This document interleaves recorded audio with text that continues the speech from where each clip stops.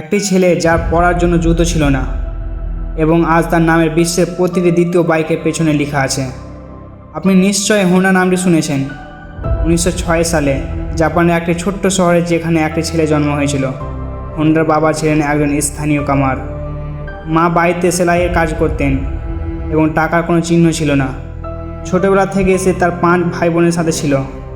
মানুষ বলতো লেখাপড়া করো, না হলে কিছু করতে পারবে না। কিন্তু হোন্ডা সবসময় স্কুলে ফেল করতো। তার মন শুধু একটা জিনিসের উপরই থাকতো। একদিন সে জীবনে প্রথমবারের মতো একটা মেশিন দেখতে পেল।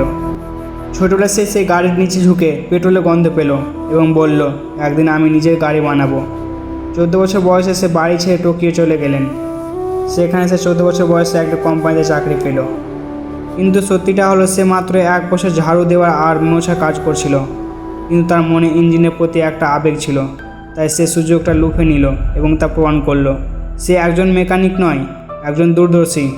পরবর্তী কয়েক বছরে সে এত কিছু শিখেছে যে অন্য মেকানিকরা হাল ছেড়ে দিত। সে হোন্ডা কার ব্যবহার করত এবং উন্নতি করত।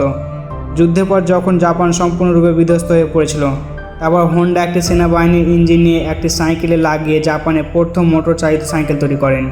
সে এর নাম দেয় ড্রিম এবং আজ সেই ড্রিমই এমন একটি কোম্পানিতে পরিণত হয়েছে যা প্রতি মিনিটে 2 কোটি টাকা আয় করে। হোন্ডার গল্প আমাদের কেবল একটি জিনিস শেখায়, আমাদের অর্থের চেয়ে আবেগের প্রয়োজন। সব কিছু হারিয়ে গেলেও আমাদের নিজেদের উপর বিশ্বাস রাখা উচিত।